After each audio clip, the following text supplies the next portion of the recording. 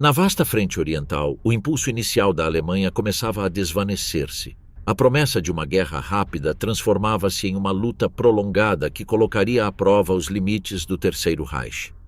O inverno de 1941 havia detido a maquinaria bélica alemã nos arredores de Moscou.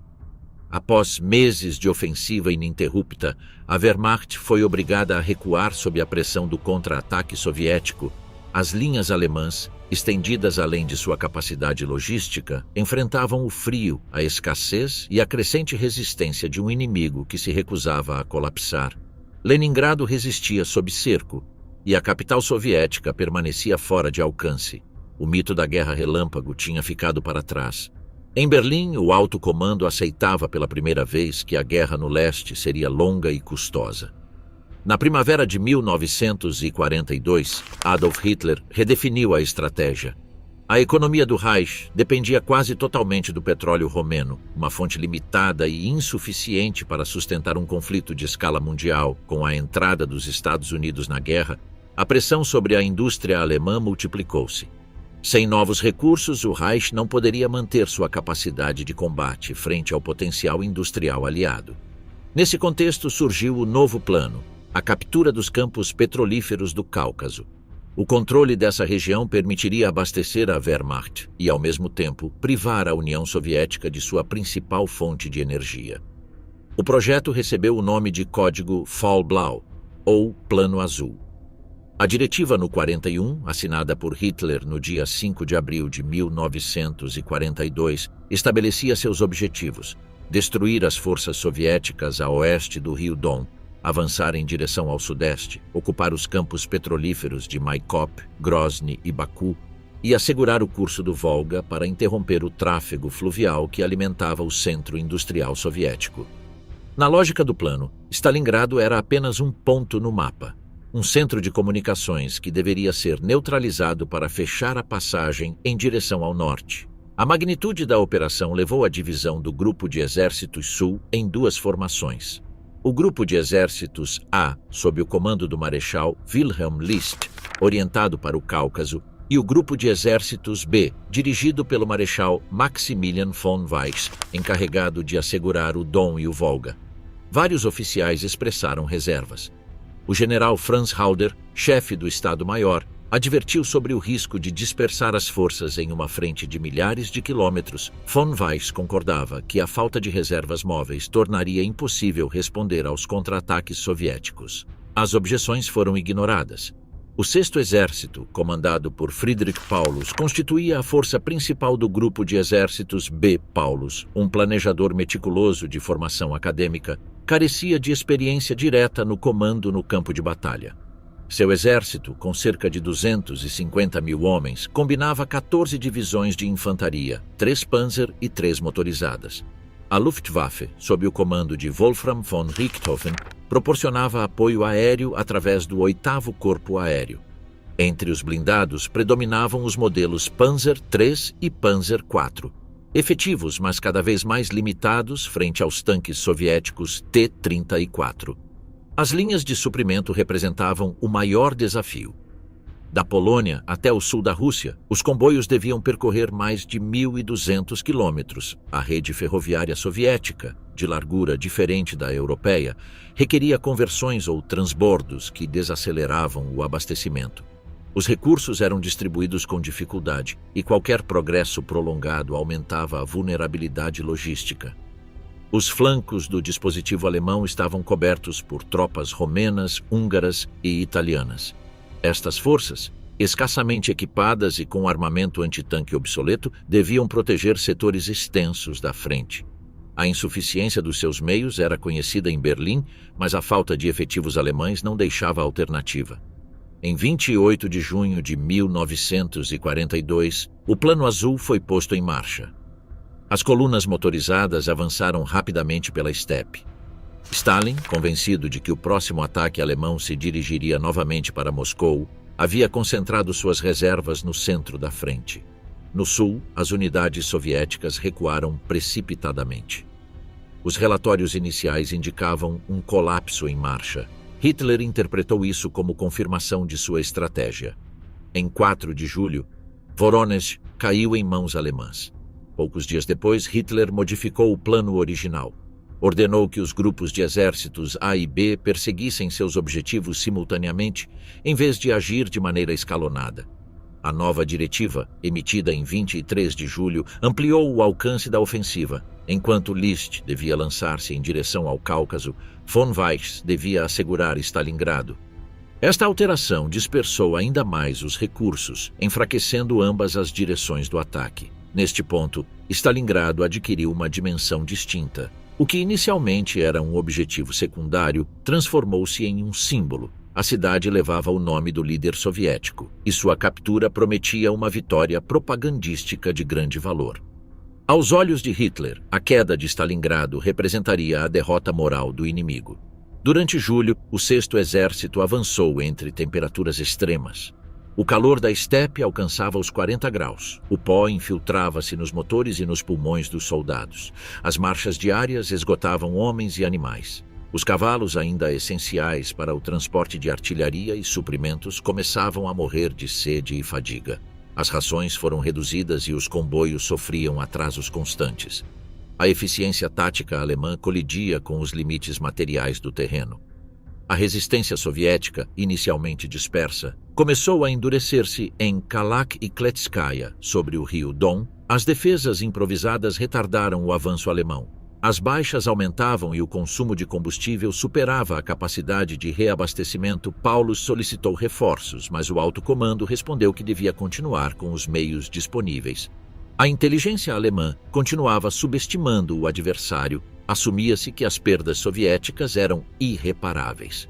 No entanto, a indústria soviética evacuada para os Urais mantinha um ritmo de produção crescente.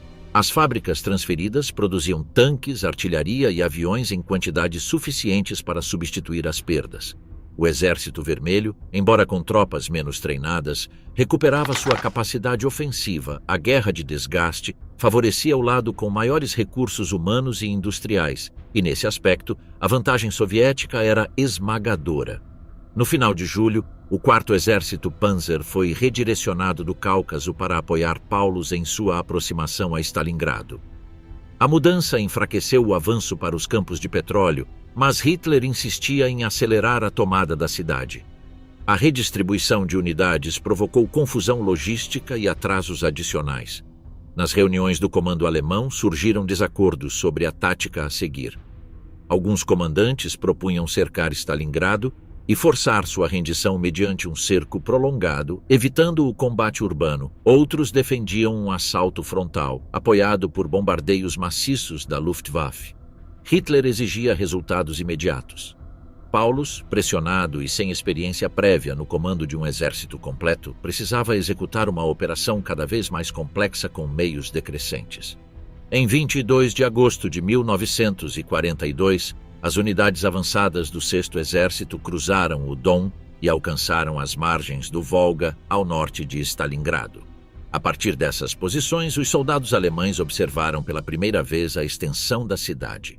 Uma faixa industrial de mais de 30 quilômetros de comprimento, com fábricas, armazéns e bairros residenciais dispostos paralelamente ao rio, o Volga, largo e caudaloso, servia como linha vital de abastecimento soviético e obstáculo natural para qualquer ataque direto. Paulus informou que suas tropas estavam prontas para o ataque. Em 23 de agosto, a ordem chegou de Berlim. O bombardeio inicial da Luftwaffe transformou amplas áreas de Stalingrado em ruínas. A ofensiva terrestre estava se preparando para entrar em uma nova fase: a luta dentro da cidade. O que começava como uma manobra operativa para cortar o Volga se transformaria em breve na batalha mais sangrenta do século XX. A travessia do Don marcou o começo da fase mais exigente da ofensiva alemã em direção ao Volga. Entre o rio e Stalingrado estendia-se uma planície de quase 80 quilômetros, sem acidentes naturais importantes, nem cobertura vegetal suficiente para ocultar o movimento de tropas. As colunas do 6º Exército avançavam sob um sol implacável, com o horizonte dominado pelo pó e pela fumaça dos incêndios provocados pelos bombardeios. No ar, a presença soviética aumentava de maneira perceptível. Os aviões de ataque Il-2 Sturmovik irrompiam sobre os comboios com foguetes e canhões automáticos, atingindo os pontos de concentração e as rotas de abastecimento. Embora a Luftwaffe mantivesse a superioridade aérea geral, já não era absoluta. Pela primeira vez em meses, os pilotos alemães enfrentavam uma oposição sustentada. As dificuldades logísticas multiplicavam-se com a distância. Das bases de abastecimento mais próximas até as posições de vanguarda, os suprimentos percorriam mais de 500 quilômetros. Os trens transportavam munição, combustível e peças de reposição até estações adaptadas à bitola alemã, mas a partir daí, o traslado dependia de caminhões e carroças de tração animal, a frota motorizada era insuficiente e o desgaste mecânico aumentava dia após dia. Os cavalos, ainda indispensáveis para o transporte de artilharia, sucumbiam ao calor e ao esforço. Na retaguarda, os ataques de partidários soviéticos tornaram-se uma ameaça constante. Pequenos grupos emboscavam comboios, sabotavam ferrovias e destruíam pontes, interrompendo as comunicações em pontos críticos. A Wehrmacht carecia de efetivos suficientes para assegurar cada trecho do imenso território ocupado. Enquanto isso, o alto comando soviético, o Stavka, finalmente compreendia a direção principal do ataque. As reservas começaram a deslocar-se para Stalingrado. Novas divisões chegavam do interior do país e as unidades que haviam recuado durante julho reorganizavam-se em torno da cidade. As fábricas locais, convertidas para a produção de guerra, passaram a fazer parte do sistema defensivo. A fábrica de tratores Dzerzhinsky produzia agora tanques T-34. A fábrica Barricade fabricava peças de artilharia pesada. E a metalúrgica Outubro Vermelho continuava fundindo aço para blindagens. Operários e técnicos foram armados e formados em milícias operárias. A defesa da cidade preparava-se não apenas nos quartéis, mas também nas linhas de produção. O verão de 1942 atingiu temperaturas extremas. As tropas alemãs, equipadas com uniformes pensados para climas temperados, sofriam as consequências do calor. A água era escassa e muitas unidades tinham que obtê-la diretamente de poços contaminados ou do próprio Don, o que provocava surtos de disenteria e outras doenças gastrointestinais. As divisões veteranas, que combatiam sem descanso desde o início da campanha em 1941, mostravam sinais de esgotamento físico e moral. O número de baixas por doença aumentava de forma constante, afetando a operatividade das unidades. Em muitos casos, as companhias avançavam com apenas 2/3 de sua força original. Em Kalak, o 6º Exército estabeleceu uma cabeça de ponte sobre o Don. A partir daí, preparou-se a última etapa da ofensiva.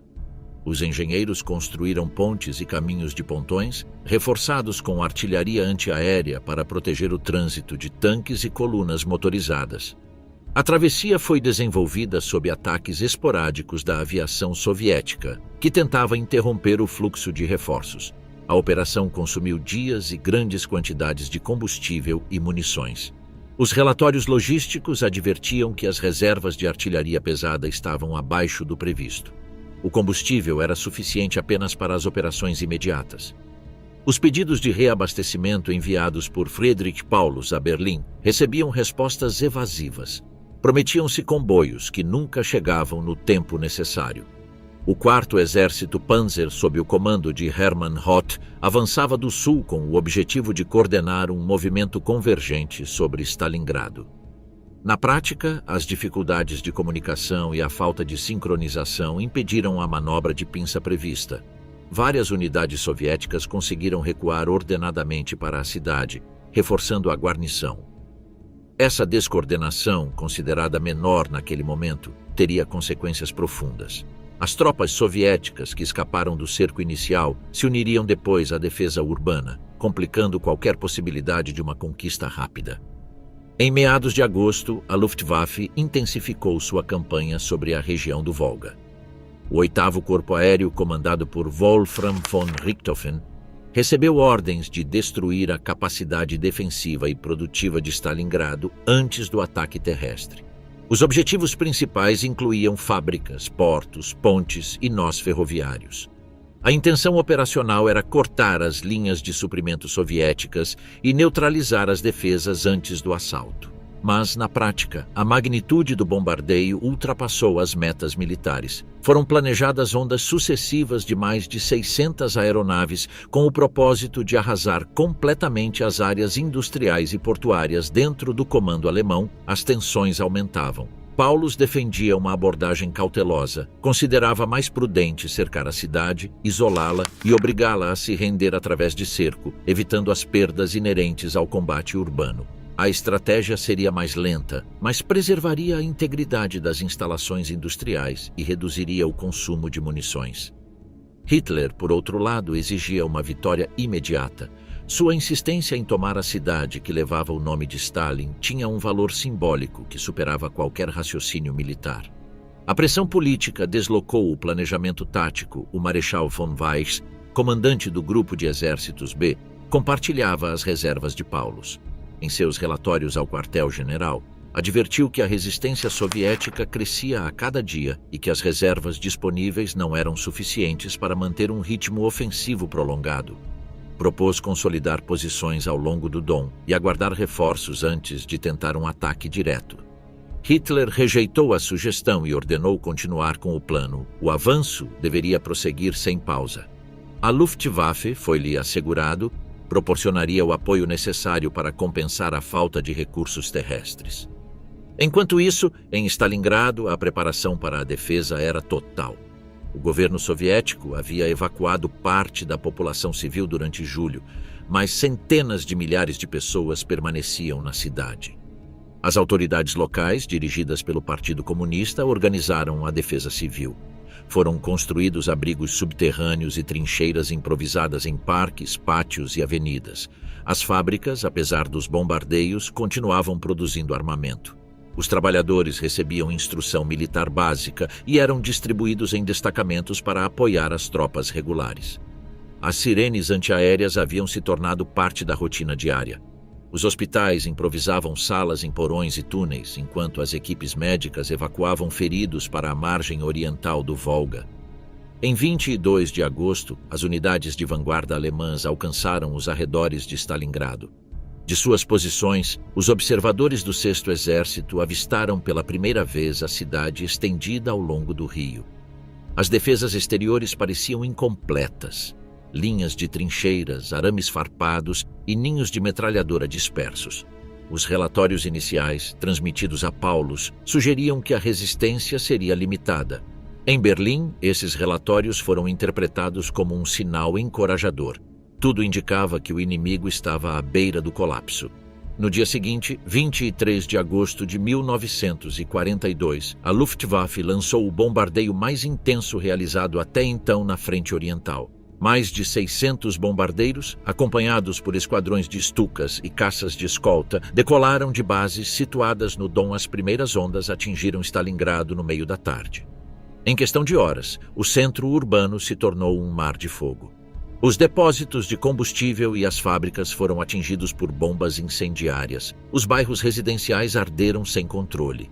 As infraestruturas de transporte ficaram destruídas e os incêndios se propagaram pelo vento do Volga.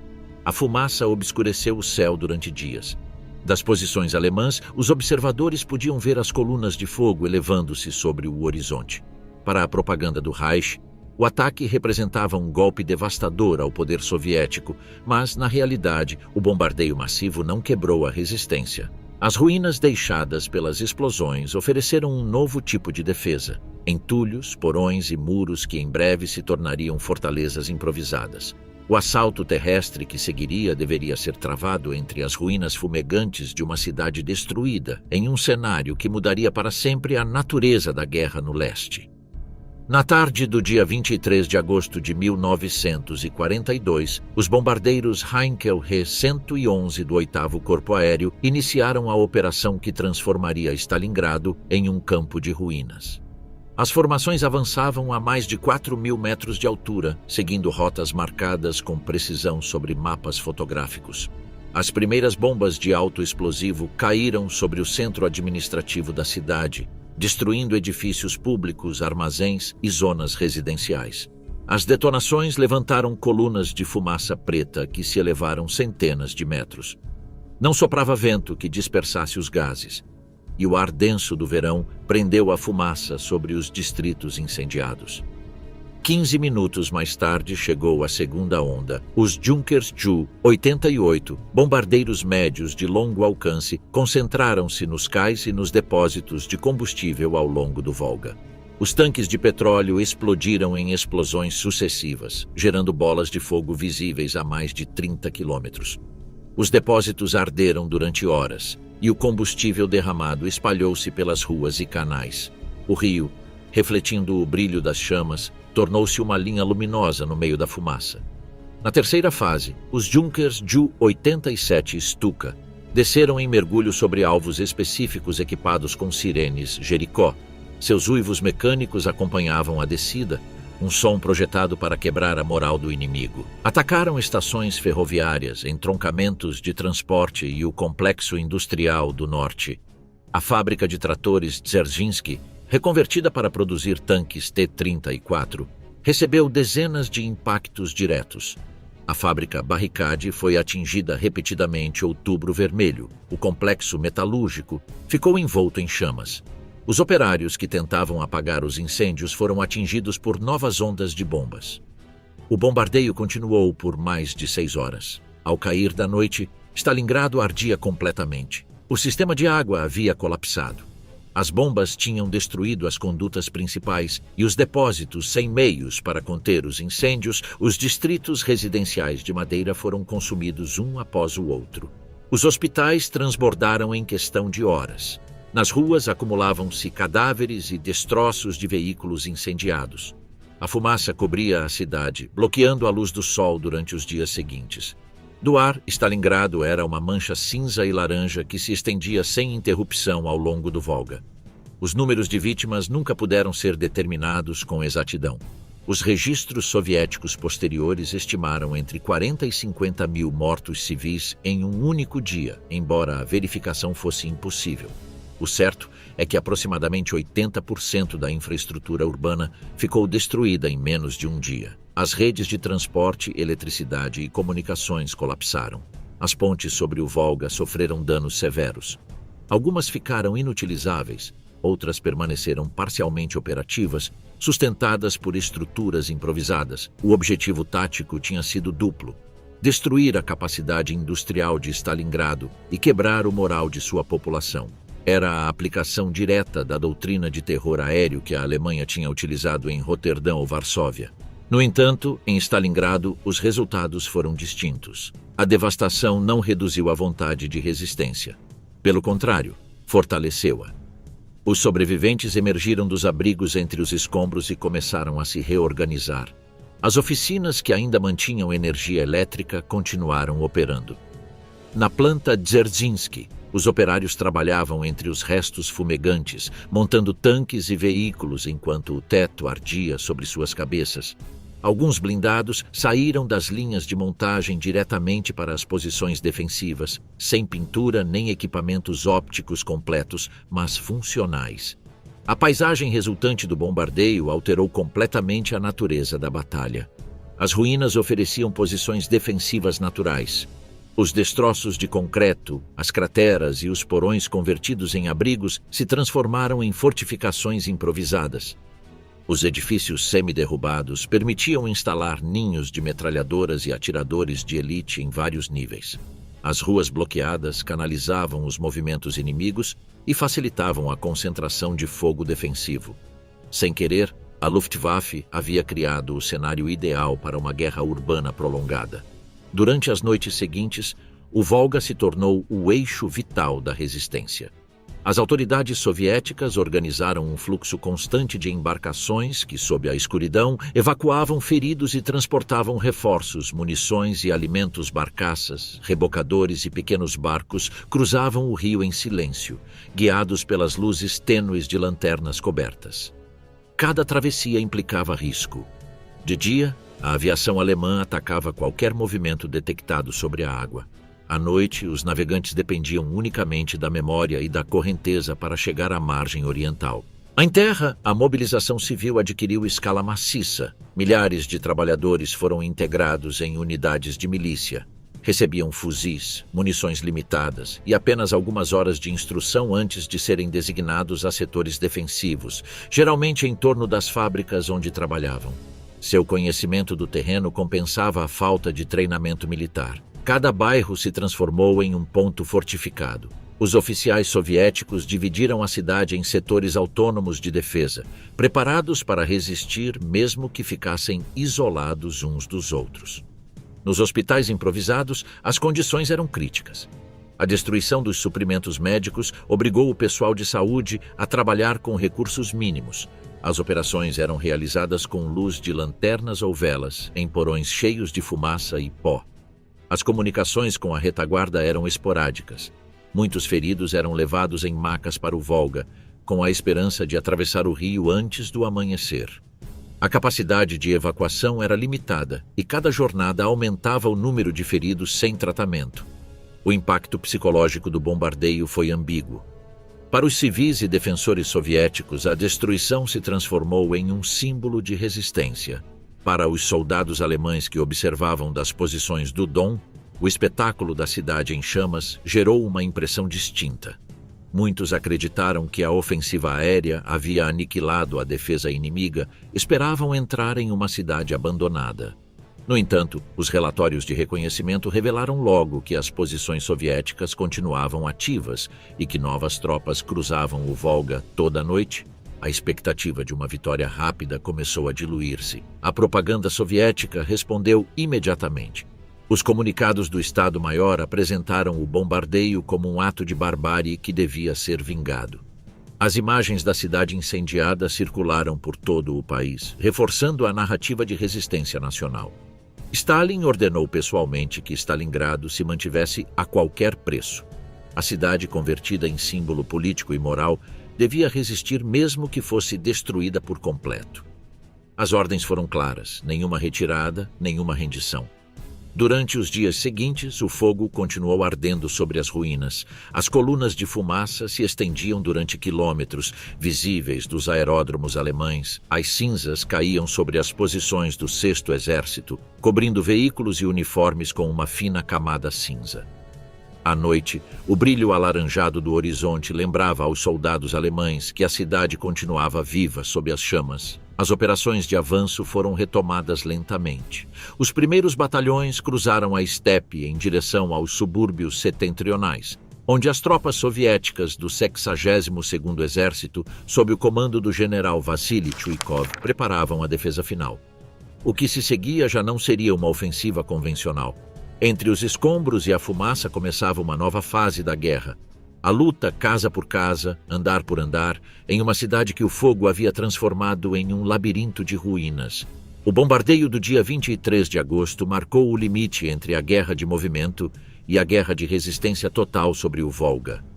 Em meados de setembro de 1942, o 62º Exército Soviético, sob o comando de Vassily Chuikov, sustentava uma faixa de terreno cada vez mais estreita entre as ruínas de Stalingrado e as águas do Volga. Seu posto de comando, escavado na margem ocidental do rio, operava sob constante fogo. As explosões sacudiam as paredes de terra e concreto. Através de telefones de campanha e mensageiros, Chuikov coordenava uma defesa que desmoronava e se recompunha a cada dia. A retirada não era opção. O rio às suas costas tornava impossível recuar. O inimigo, a oeste, pressionava incessantemente. Nessa fina faixa de ruínas, a cidade se transformava em fortaleza. A frente soviética se estendia por cerca de 30 quilômetros ao longo do Volga, com profundidades variáveis que, em alguns setores, não superavam os 500 metros. Cada edifício se tornou uma posição defensiva, cada porão, um refúgio. Os grupos de combate, formados por entre 20 e 50 homens, defendiam zonas delimitadas, uma fábrica, um bloco de apartamentos ou um cruzamento de ruas. A comunicação entre eles era intermitente. As linhas telefônicas estavam cortadas e os mensageiros deviam atravessar ruas abertas, onde a artilharia alemã varria sistematicamente cada metro. As 3 grandes fábricas do Distrito Industrial do Norte constituíam o eixo da defesa. A planta de tratores Dzerzhinsky continuava operando parcialmente, produzindo tanques T-34 em oficinas subterrâneas. A fábrica Barricade conservava seções ativas dedicadas à artilharia e a siderurgia Outubro Vermelho mantinha fornalhas funcionando sob fogo inimigo. Esses complexos industriais, construídos em estruturas de aço e concreto, resistiam melhor que qualquer outro edifício. Seu tamanho e solidez os convertiam em bastiões naturais dentro do campo de ruínas. O 6º Exército Alemão, dirigido por Friedrich Paulus, iniciou sua penetração nos subúrbios setentrionais da cidade durante a primeira metade de setembro. As divisões avançavam com o apoio de artilharia pesada e blindados, aplicando táticas de assalto urbano desenvolvidas em anos anteriores. Bombardeios prévios, seguidos de ataques de infantaria combinados com engenheiros e lança-chamas em Stalingrado, esse método perdeu eficácia. Os tanques ficavam bloqueados pelos escombros, as ruas eram intransitáveis e cada edifício destruído oferecia novas posições de fogo. A guerra de manobras havia terminado. Começava a guerra de proximidade. Os defensores soviéticos adaptaram sua estratégia às condições do terreno. Grupos pequenos fortificavam edifícios com sacos de areia, vigas e fragmentos de tijolo. A partir dos andares superiores, os franco-atiradores vigiavam ruas e avenidas. A doutrina soviética priorizava a infiltração noturna. Durante o dia, as tropas permaneciam ocultas. Ao cair da noite, deslocavam-se entre ruínas para atacar posições alemãs, cortar linhas de comunicação ou capturar prisioneiros. A cidade se tornava um tabuleiro de movimento constante, onde nenhum ponto era seguro depois do anoitecer. Uma das táticas mais eficazes ordenadas por Chuikov foi manter as linhas da frente a distâncias mínimas do inimigo, muitas vezes entre 30 e 40 metros. Este contato próximo, conhecido como hugging the enemy entre os alemães, impedia o uso da superioridade aérea germânica. Os bombardeiros da Luftwaffe já não podiam atacar sem arriscar suas próprias tropas. A luta se reduziu a confrontos diretos, a granadas e fuzis automáticos entre montes de concreto e ferro retorcido. Os combates por cada edifício podiam durar dias ou semanas. Alguns imóveis mudavam de mãos várias vezes em uma única jornada. As batalhas desenvolviam-se em vertical. Soldados alemães no rés do chão, soviéticos no primeiro andar, e novamente alemães nos níveis superiores.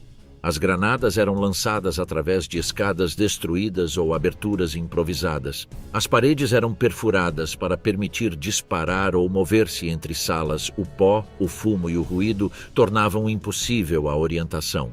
A frente deixava de ser uma linha e tornava-se uma teia de pontos isolados. Os engenheiros de assalto alemães, os Pionieri, desempenharam um papel crucial equipados com lança-chamas, cargas explosivas e armas automáticas. Avançavam cômodo por cômodo, limpando edifícios a curta distância. O seu trabalho era decisivo, mas extremamente perigoso. Os soviéticos miravam deliberadamente os operadores de lança-chamas, cuja exposição era inevitável. A esperança de vida de um pioneiro em Stalingrado raramente superava os 3 dias. A aviação alemã mantinha ataques diários sobre a cidade. Os Stukas atacavam edifícios identificados como centros de resistência. Os caças-bombardeiros metralhavam cais e cruzamentos, mas a eficácia dos bombardeios diminuía. Os edifícios já destruídos absorviam as explosões e os defensores sobreviviam em porões ou no sistema de esgoto, que se tornou em um segundo campo de batalha. Nesses túneis, a luta era direta e silenciosa. As patrulhas se encontravam a poucos metros. Combatia-se com pistolas, facas ou granadas de mão. Os gases e a fumaça se acumulavam, tornando impossível respirar. Os feridos não podiam ser evacuados. Os mortos ficavam onde caíam. Entre os muitos pontos fortificados, um tornou-se símbolo: a Casa de Pavlov. Este edifício de apartamentos de 4 andares, localizado em uma interseção estratégica perto da Praça Central, foi tomado por um pequeno grupo de soldados comandado pelo sargento Yakov Pavlov. No final de setembro, reforçaram as paredes com tijolos de entulhos e abriram fendas em todas as direções. Durante 58 dias, resistiram a ataques alemães contínuos. Embora a propaganda soviética tenha exagerado sua importância tática, sua defesa demonstrou a capacidade de unidades pequenas para imobilizar forças muito superiores. As perdas aumentavam em ambos os lados. As divisões alemãs que tinham entrado com 10 mil homens foram reduzidas a menos de 4 mil. As baixas soviéticas eram maiores, mas os reforços cruzavam o Volga todas as noites. Barcaças e rebocadores transportavam tropas, munições e víveres sob fogo de artilharia. Muitos não sobreviviam à travessia. Aqueles que chegavam à margem ocidental entravam em combate imediatamente. A rotação era contínua. O alívio de uma unidade exausta ocorria em meio ao fogo inimigo. A situação sanitária era precária. As rações eram reduzidas, a água era escassa e as doenças proliferavam. A disenteria e o tifo se espalhavam entre as tropas soviéticas amontoadas junto ao rio. Os alemães, igualmente exaustos, sofriam desnutrição, insônia e falta de abrigo. O combate incessante e o ruído permanente corroíam a moral em ambos os lados. Em meados de outubro, Paulus informou ao alto comando que controlava cerca de 70% de Stalingrado e que a resistência soviética começava a enfraquecer. Solicitou autorização para um assalto final. Hitler aprovou a operação. No dia 14 de outubro, mais de 1.000 peças de artilharia abriram fogo simultâneo sobre as posições soviéticas. A Luftwaffe lançou bombardeios concentrados sobre as fábricas do norte. Em seguida, avançaram as divisões de infantaria e os tanques. Os combates atingiram seu ponto máximo durante 3 dias. Os alemães penetraram na fábrica de tratores e capturaram parte da fábrica Barricade. O quartel de Chuikov, situado perto do rio, ficou sob fogo direto. Vários oficiais de seu Estado-Maior morreram em ataques aéreos. Apesar da pressão, a defesa se manteve. As unidades soviéticas contra-atacavam à noite para recuperar o terreno perdido durante o dia. Nenhuma das fábricas foi tomada por completo. As instalações parcialmente destruídas se transformaram em trincheiras fortificadas. No final de outubro, o 6º Exército havia esgotado seu ímpeto ofensivo. As divisões estavam exaustas. Paulus solicitou uma pausa operacional para reorganizar suas forças. A frente se estabilizou em uma linha irregular, fragmentada e sem avanço significativo. Em novembro, a batalha entrou em uma fase de estagnação. Os alemães controlavam a maior parte da cidade, mas os soviéticos mantinham setores estratégicos junto ao Volga. As comunicações alemãs se deterioravam e muitas unidades combatiam isoladas. O inverno se aproximava. Em meados do mês, as primeiras neves cobriram os restos da cidade. As temperaturas desceram abaixo de zero. Os uniformes alemães, projetados para climas temperados, não ofereciam proteção adequada.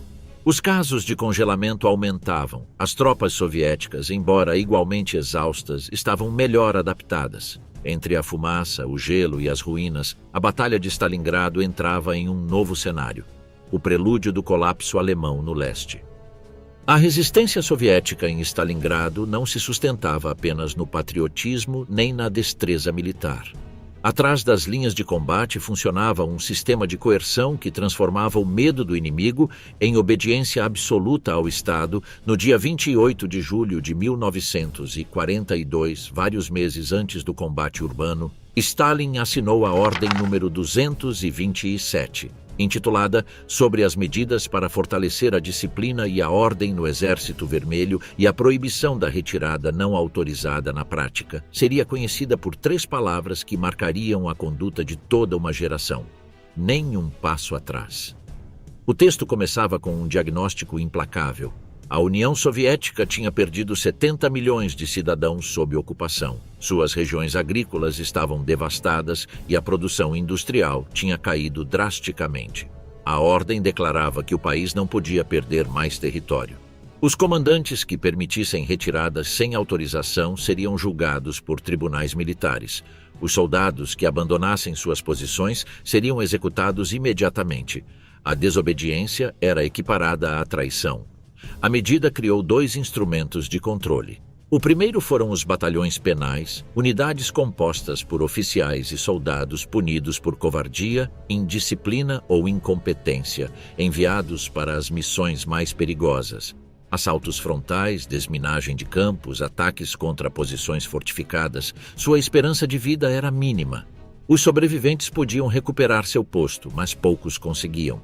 O segundo instrumento foram os destacamentos de bloqueio do NKVD, implantados atrás das linhas de combate com ordens de deter ou executar qualquer soldado que recuasse sem autorização.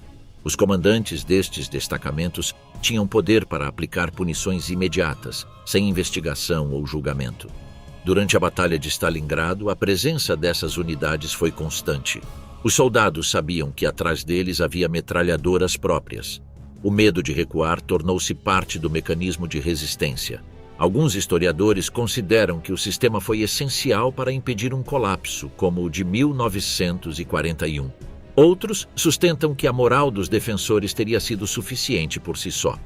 Os arquivos do NKVD mostram que entre agosto de 1942 e fevereiro de 1943, aproximadamente 13.500 soldados soviéticos foram executados no setor de Stalingrado por deserção, covardia ou insubordinação. As baixas em batalhões penais muito mais numerosas estavam registradas como perdas de combate ordinárias. Os depoimentos sobre a aplicação da ordem são díspares. Alguns veteranos afirmaram não ter presenciado execuções, descrevendo os destacamentos de bloqueio como presença dissuasiva mais do que ativa. Outros relataram episódios concretos: soldados feridos abatidos enquanto tentavam retirar-se, oficiais executados por ordenar recuos táticos ou corpos pendurados em postes telefônicos como advertência. A realidade variou conforme o setor e a intensidade da batalha.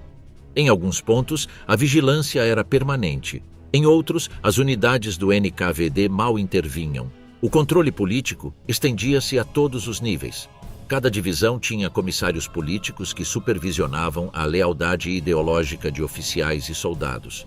Reportavam diretamente ao Partido Comunista e tinham autoridade para contradizer ordens militares se as considerassem politicamente erradas.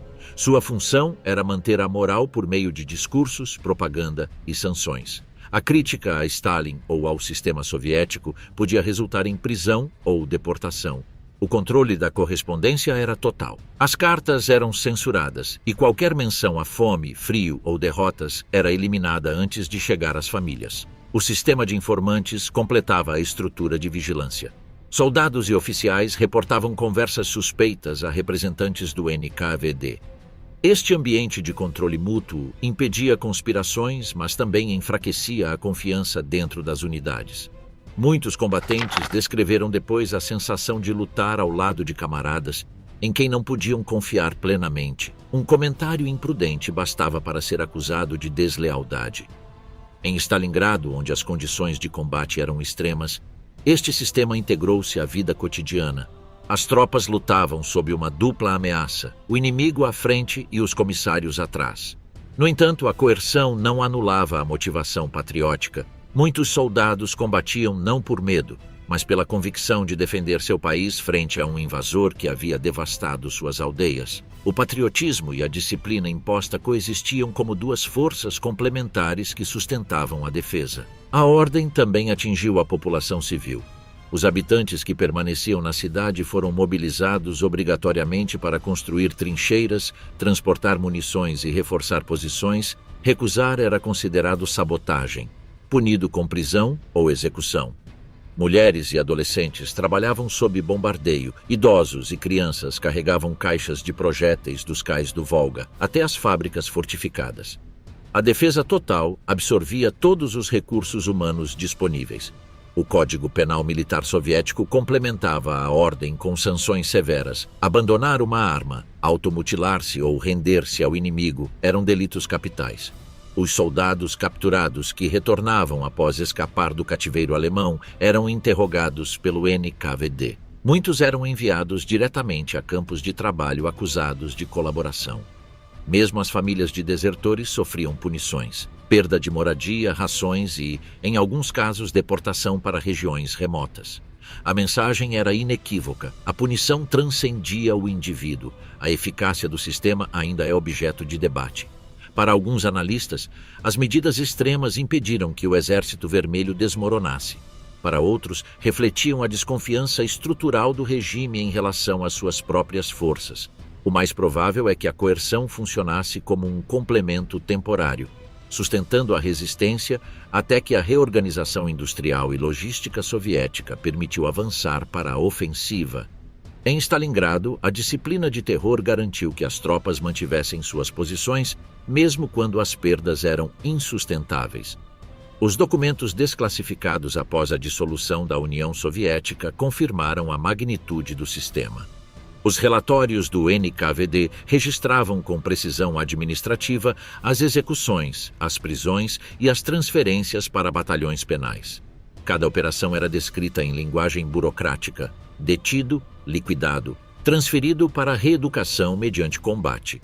Esta documentação revelou a extensão e regularidade do aparato coercitivo, que funcionava como parte integrante do exército. O contraste com o sistema disciplinar alemão é ilustrativo. A Wehrmacht também punia a deserção, mas sem destacamentos de bloqueio permanentes. As execuções eram menos frequentes e até os últimos anos da guerra exigiam procedimentos judiciais. Na frente de Stalingrado, os soldados alemães temiam o inimigo e o comando, mas não enfrentavam metralhadoras próprias se recuassem no Exército Vermelho. O conceito de retirada tática desapareceu. Só existia a ordem de resistir ou morrer. No contexto de Stalingrado, a Ordem 227 transformou a geografia em instrumento de disciplina. O Volga bloqueava a retirada física e os destacamentos do NKVD bloqueavam a retirada moral. O 62º Exército combatia entre dois fogos, sem possibilidade de fuga. A consequência foi uma defesa de intensidade sem precedentes. Quando as forças alemãs tentaram destruir as últimas posições soviéticas junto ao rio, encontraram uma resistência que não admitia rendição. Nessa rigidez imposta foi forjado o ponto de inflexão da guerra. Enquanto os destacamentos do NKVD aplicavam a ordem nas imediações da frente, em Moscou, Stavka preparava uma operação que transformaria o curso do conflito. Os generais Georgy Zhukov e Alexander Vasilevsky haviam identificado a vulnerabilidade estrutural do desdobramento alemão. Os flancos do 6º Exército estavam defendidos por tropas romenas, húngaras e italianas com armamento e moral inferiores. Um ataque coordenado sobre esses setores poderia encerrar as forças alemãs dentro de Stalingrado. Esse planejamento marcaria o início de uma nova fase, a contraofensiva soviética. O planejamento da contraofensiva soviética começou em setembro de 1942, quando a Batalha de Stalingrado atingia seu ponto mais crítico. Georgy Zhukov, vice-comandante supremo do Exército Vermelho, viajou pessoalmente para a frente para avaliar a situação. Suas observações confirmaram o que a inteligência já indicava: o 6º Exército alemão estava gravemente exposto. Suas linhas de comunicação se estendiam por centenas de quilômetros para o oeste, e seus flancos ao norte e ao sul estavam defendidos por tropas aliadas com armamento e moral inferiores. O plano recebeu o nome de código Operação Urano. Seu objetivo era cercar e destruir o 6º Exército por meio de uma ofensiva em pinça. 2 frentes soviéticos atacariam simultaneamente. O Frente do Don, sob o comando do general Konstantin Rokossovsky, avançaria desde o norte. O Frente de Stalingrado, comandado por Andrei Yeryomenko, avançaria desde o sul. Ambas as forças, convergindo na retaguarda alemã, fechariam o cerco. A operação requeria uma concentração maciça de homens e material, realizada com o máximo segredo para evitar que a inteligência alemã detectasse os preparativos. Ao longo de outubro, enquanto os combates urbanos continuavam na cidade, a maquinaria logística soviética reuniu recursos sem precedentes. Mais de 1 milhão de soldados, cerca de 1.000 tanques, 1.400 aviões e 14.000 peças de artilharia foram deslocados para a frente sob medidas rigorosas de ocultamento. Os movimentos eram realizados apenas à noite, os veículos circulavam sem luzes, e as comunicações por rádio foram substituídas por mensageiros. Os tanques viajavam em trens até pontos distantes e depois avançavam camuflados com ramos e neve. A operação foi executada com disciplina e silêncio absoluto. A maioria dos soldados desconhecia o objetivo até horas antes do ataque. A inteligência alemã percebeu sinais de movimento, mas não a escala real. Os relatórios mencionavam reforços soviéticos e acúmulo de tropas, embora as avaliações oficiais concluíssem que Moscou não poderia lançar uma ofensiva enquanto ainda estivesse lutando pela cidade. O general Arthur Schmidt, chefe do Estado-Maior do 6º Exército, considerou improvável um ataque de grande envergadura. Seu diagnóstico seria fatal. Os flancos alemães, confiados a exércitos romenos, careciam de fortificações sólidas, artilharia moderna e armas antitanque, capazes de deter os tanques soviéticos T-34 e KV-1. As defesas baseavam-se em canhões de 37 milímetros, eficazes contra veículos leves, mas inúteis frente a blindados modernos. Em 18 de novembro de 1942, às 7h20 da manhã, começou a ofensiva norte. 3.500 peças de artilharia soviética abriram fogo simultaneamente. O bombardeio durou mais de 1 hora e arrasou as posições do 3º Exército Romeno. As trincheiras foram devastadas, as comunicações destruídas e os centros de comando silenciados. Quando a artilharia cessou, as divisões soviéticas avançaram com apoio de tanques. As linhas romenas colapsaram em vários setores. As tentativas de resistência foram breves e isoladas. Em questão de horas, a Frente Norte se desintegrou. Em 20 de novembro, Yeriomenko lançou a ofensiva desde o sul. O 4º Exército Romeno sofreu o mesmo destino. Um bombardeio maciço precedeu o ataque de infantaria e blindados. As unidades romenas, sem apoio suficiente, foram ultrapassadas e cercadas.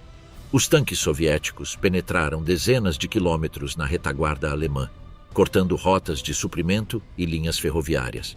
As comunicações com o 6º Exército foram interrompidas quase imediatamente. No quartel de Paulus, os primeiros relatórios foram interpretados como ataques locais. Com o passar das horas, a magnitude real tornou-se evidente. Os flancos estavam colapsando e os soviéticos avançavam sem oposição efetiva. As reservas alemãs disponíveis eram escassas, unidades de retaguarda, serviços e destacamentos de segurança sem capacidade de combate sustentado. Tentaram improvisar linhas defensivas, mas foram ultrapassadas pela rapidez do ataque. Em 23 de novembro, as forças soviéticas do norte e do sul se encontraram em Kalak. Sobre o Don, o cerco se havia fechado. O 6º Exército Alemão, junto com partes do 4º Exército Panzer e unidades romenas, ficou preso dentro de uma área de cerca de 50 quilômetros de largura por 40 de comprimento. As estimativas iniciais falavam de 250 mil soldados cercados, embora o número real provavelmente superasse os 290 mil. As comunicações exteriores foram cortadas por completo. O que começou como ofensiva soviética se transformava em um dos maiores cercos da história militar. Paulus informou o alto comando alemão e solicitou autorização para romper o cerco imediatamente. Propôs um avanço para o sudoeste para conectar com as forças alemãs ainda operacionais fora do anel. Seus comandantes concordavam que o exército mantinha mobilidade suficiente para tentar a ruptura, embora isso implicasse abandonar equipamento pesado e ceder Stalingrado. A prioridade, advertiam, devia ser salvar o exército antes que o cerco se consolidasse. A resposta chegou em 24 de novembro. Hitler ordenou resistir, o 6º Exército devia manter suas posições e esperar reforços. Não se autorizava nenhuma retirada. A ordem se baseava no precedente do bolso de Demianski, onde um corpo alemão havia resistido a um cerco similar abastecido por Ar Hitler. Acreditava ser possível repetir aquela experiência em uma escala muito maior. O comandante da Luftwaffe, Hermann Göring, assegurou que o exército poderia ser abastecido por meio de uma ponte aérea, prometeu entregar 500 toneladas diárias de suprimentos. Na prática, esse número era inalcançável. Os oficiais logísticos sabiam que não havia aviões de transporte suficientes, que as condições meteorológicas seriam severas e que a defesa aérea soviética complicaria os voos. No entanto, Göring insistiu e Hitler aceitou a promessa. A partir de 24 de novembro, o 6º Exército começou a se fortificar. Estabeleceu-se um perímetro defensivo contínuo. Os tanques, sem combustível suficiente, foram empregados como posições fixas. A artilharia foi orientada em todas as direções e os engenheiros construíram refúgios aproveitando os restos de edifícios destruídos. A cidade de Stalingrado, em ruínas, tornou-se uma fortaleza improvisada. Os alemães preparavam-se para um cerco, cujo desfecho era incerto. A ponte aérea começou nesse mesmo dia. Os aviões de transporte Junkers Ju-52 e Heinkel He-111 decolaram de aeródromos a oeste do cerco. Cada voo deveria transportar suprimentos e evacuar feridos. As operações eram realizadas principalmente durante o dia, já que os aeródromos dentro do perímetro não tinham iluminação para aterragens noturnas. Isso expunha os transportes ao fogo antiaéreo soviético e aos ataques de caças. Os resultados foram imediatos e desanimadores. No dia 24 de novembro foram entregues pouco mais de 100 toneladas de suprimentos. No dia seguinte, 60. No dia 26, 80. Muito abaixo das 500 toneladas prometidas. As tempestades de neve interrompiam os voos e os caças soviéticos derrubavam dezenas de transportes a cada semana. Os aeródromos alemães ficavam saturados de aviões avariados e sem peças de reposição. O sistema colapsava antes de atingir sua capacidade mínima. Dentro do cerco, as consequências foram imediatas. As rações foram reduzidas para 300 gramas de pão por dia. O combustível era escasso a ponto de imobilizar veículos. O equipamento de inverno era insuficiente. As temperaturas desciam abaixo de 20 graus abaixo de zero. Os soldados queimavam restos de móveis e caixas de munição para obter calor. Os cavalos mortos tornaram-se fonte de alimento. Os hospitais improvisados careciam de medicamentos e os feridos morriam congelados em abrigos sem aquecimento. O inverno russo havia chegado e, com ele, a transformação da vitória alemã em desastre. Dentro do cerco, o 6º Exército estava condenado a resistir sem esperança real de libertação. A oeste, o alto comando alemão começava a preparar uma tentativa de resgate. A operação receberia um novo nome: Tempestade de Inverno. O termo alemão Kessel, literalmente caldeirão, descrevia com precisão a situação do 6º Exército após o fechamento do cerco soviético. Quase 300 mil homens ficavam presos em uma extensão que se reduzia dia a dia sob pressão constante. O perímetro original, de cerca de 1.200 km², diminuía progressivamente em todas as frentes. As divisões alemãs e romenas cercadas mantinham posições defensivas improvisadas na estepe gelada, com Stalingrado ainda em seu poder, convertida já não em objetivo estratégico, mas em prisão. As necessidades logísticas do exército cercado superavam amplamente o que a ponte aérea podia proporcionar. Para sustentar as operações eram necessárias 750 toneladas diárias de suprimentos, alimentos, munição, combustível, remédios e roupas de inverno. A Luftwaffe nunca entregou mais de 300 toneladas em um único dia. A média foi próxima de 100. Esta diferença entre necessidade e entrega significava deterioração progressiva e irreversível. Os aeródromos de Pitomnik e Gumrak, dentro do cerco, tornaram-se centros de atividade frenética. Os aviões de transporte aterrissavam sob fogo constante de artilharia soviética. As pistas se cobriam de neve e fragmentos de projéteis. As equipes de terra descarregavam suprimentos a temperaturas de 20 graus abaixo de zero. Em hangares sem aquecimento, milhares de feridos esperavam por evacuação. Muitos morriam congelados antes de embarcar em um avião. Cada transporte podia evacuar apenas algumas poucas dezenas de homens, milhares ficavam para trás. A promessa de Hermann Göring de abastecer por via aérea se mostrou irrealizável. A Luftwaffe dispunha de cerca de 500 aviões de transporte em toda a frente oriental, mas apenas uma fração estava operativa. Concentrá-los em Stalingrado levou semanas. As condições meteorológicas agravavam a situação: tempestades de neve, gelo nos motores e visibilidade nula. Os pilotos voavam até o esgotamento, realizando múltiplas missões diárias quando o clima permitia. A defesa aérea soviética intensificava sua presença, baterias antiaéreas e caças patrulhavam as rotas de aproximação, abatendo aviões de transporte lentos e sem armamento adequado. As perdas superaram os 200 aparelhos em um mês. Cada avião abatido representava dezenas de vidas que já não receberiam alimentos nem remédios. Dentro do Kessel, as condições humanas se degradavam rapidamente. As rações de pão desceram de 300 a 100 gramas diários. A carne desapareceu. Os cavalos foram sacrificados para a alimentação. Primeiro os de transporte, depois os de artilharia. Em meados de dezembro, todos haviam sido consumidos. Os soldados ferviam ossos várias vezes para extrair os últimos nutrientes. Em alguns casos, cozinhavam o couro de botas e cintos até amolecê-lo. A fome debilitava progressivamente. Os corpos consumiam suas próprias reservas. A perda de massa muscular tornava difícil até mesmo caminhar ou cavar trincheiras. A capacidade de combate desmoronava-se, não por falta de disciplina, mas por exaustão física absoluta. O frio agravava cada aspecto da crise. As temperaturas desceram até 30 graus abaixo de zero. A maioria dos soldados mantinha uniformes de verão. Envolviam-se em mantas, jornais ou lonas. Os casos de congelamento multiplicavam-se. Os médicos realizavam amputações sem anestesia, que era tão escassa quanto os curativos. Na estepe, os abrigos mal ofereciam proteção. O solo congelado impedia cavar. Os homens viviam em trincheiras superficiais, cobertas com lonas ou chapas. 30 ou 40 amontoavam-se ao redor de fogos mínimos alimentados com restos de madeira e caixas de munição. A fumaça enchia os espaços fechados. Alguns morriam asfixiados pelo monóxido de carbono acumulado. As doenças se espalhavam sem controle.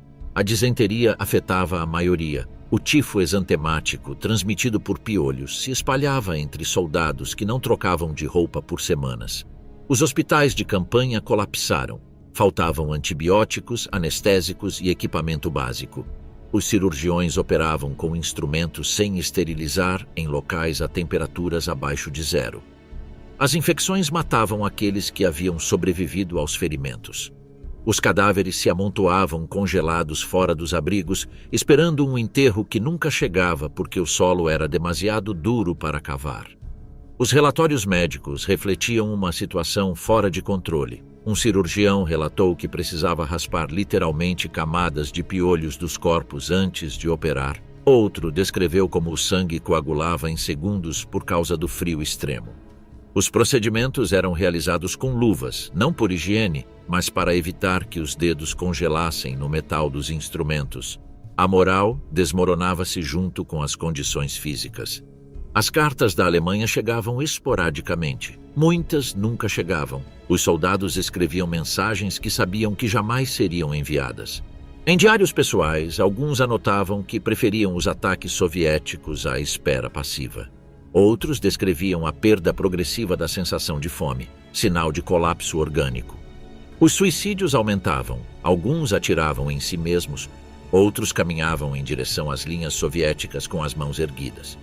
Friedrich Paulus proibiu o suicídio sob ameaça de represálias contra as famílias, mas a ordem teve pouco efeito. As ameaças careciam de significado para homens à beira da inanição. Enquanto o 6º Exército se desintegrava dentro do cerco, o alto comando alemão preparava uma tentativa de resgate. Erich von Manstein recebeu o comando do novo grupo de exércitos Dom, com a missão de libertar Stalingrado. Reuniu todas as forças disponíveis, restos do 4º Exército Panzer, unidades transferidas da França e divisões romenas reorganizadas. A operação recebeu o nome Tempestade de Inverno. Em 12 de dezembro, o 4º Exército Panzer, sob o comando de Hermann Roth, iniciou a ofensiva desde o sudoeste. Contava com cerca de 250 tanques e 3 divisões de infantaria. O terreno, coberto de neve e sem proteção natural, dificultava o avanço. Ainda assim, os primeiros dias foram promissores. As vanguardas alemãs romperam as defesas soviéticas iniciais e avançaram em direção ao nordeste. O objetivo era conectar-se com o 6º Exército através de uma manobra de pinça. Para o 19 de dezembro, as forças de Roth haviam alcançado o rio Mishkova, a cerca de 48 quilômetros do perímetro do cerco. Era a distância mais curta entre o exército de resgate e os cercados. Manstein enviou mensagens urgentes a Paulus. Ele devia lançar uma operação de rompimento de dentro. A manobra recebeu o nome de Trovão. Apenas uma ofensiva coordenada poderia abrir um corredor antes que os soviéticos reagrupassem suas reservas. Paulus enfrentava um dilema irresolúvel. Suas tropas estavam exaustas, famintas e quase imóveis. Os tanques operacionais eram menos de 100, a maioria sem combustível para percorrer 40 quilômetros. Além disso, Hitler não havia autorizado a ruptura. A ordem ainda era manter posições e resistir. Abandonar Stalingrado implicava desobedecer uma diretiva direta. Paulus, disciplinado e temeroso das consequências, não agiu sem autorização. Manstein insistiu junto a Berlim. Advertiu que a janela de oportunidade era limitada. Se o Sexto Exército não se movesse, o cerco se consolidaria. Hitler rejeitou a proposta. Afirmou que o exército seria abastecido por ar e que resistiria até que o alívio chegasse. A fé na promessa de Göring persistia apesar da evidência. Em 23 de dezembro, os soviéticos lançaram uma contraofensiva sobre o 4º Exército Panzer. Forças blindadas muito superiores atacaram os flancos do corredor. Roth não teve alternativa a não ser recuar. Em 26 de dezembro, a Operação Tempestade de Inverno havia fracassado. O exército de socorro retirou-se a mais de 100 quilômetros do perímetro do Kessel. Não haveria outra tentativa de resgate. O Sexto Exército ficava definitivamente isolado. O Natal de 1942 em Stalingrado ocorreu em meio à desintegração. Os soldados tentaram celebrar com os poucos recursos disponíveis. Alguns cantaram em torno de pequenas fogueiras. Outros escreveram cartas que nunca sairiam do cerco. Os oficiais distribuíram rações mínimas, alguns gramas adicionais de pão, um pouco de tabaco. Os capelães falaram de dever e sacrifício, mas o sofrimento era tão visível que nenhuma palavra podia dar-lhe sentido. Em janeiro de 1943, a situação alcançou o limite do suportável. Os casos de canibalismo começaram a aparecer. Não eram generalizados nem organizados, mas sim atos individuais de desespero.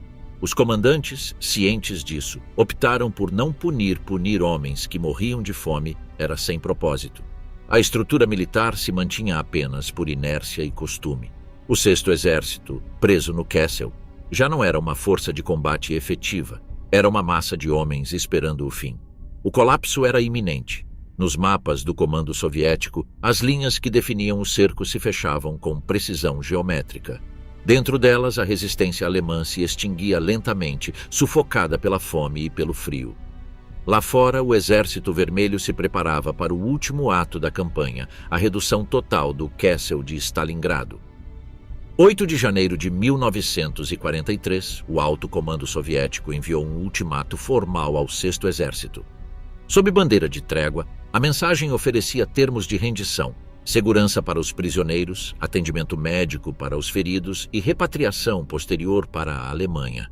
O prazo para responder expirava em 10 de janeiro. Se não fosse aceito, começaria a ofensiva final. Friedrich Paulus transmitiu a proposta a Hitler, solicitando autorização para se render. A resposta foi imediata: rendição inaceitável. O exército deveria resistir até o último homem. Hitler falava de honra e lealdade, mas essas palavras já não tinham sentido entre soldados famintos e doentes. No dia 10 de janeiro, a Operação Anel começou com o maior bombardeio de artilharia de toda a batalha. 7.000 canhões abriram fogo durante quase uma hora, concentrando-se no perímetro ocidental do cerco. Os abrigos desmoronaram e as trincheiras desapareceram sob a terra levantada pelas explosões. Quando o fogo cessou, 6 exércitos soviéticos avançaram simultaneamente de todas as direções. As divisões alemãs, reduzidas a uma fração de sua força original, mal puderam oferecer resistência, careciam de combustível, munição e alimentos. Os tanques imobilizados serviam como posições fixas até serem destruídos por fogo inimigo. Para 15 de janeiro, o perímetro do Kessel havia sido reduzido à metade. O aeródromo de Pitomnik caiu sob controle soviético, cortando a principal rota aérea. Os voos de fornecimento tentaram operar a partir de Gumrak, mas a pista estava sob fogo direto. A ponte aérea tornou-se inviável. Os contêineres lançados de paraquedas caíam frequentemente em território soviético ou eram destruídos ao impactar. Sem reabastecimento possível, a resistência alemã reduziu-se à mera sobrevivência.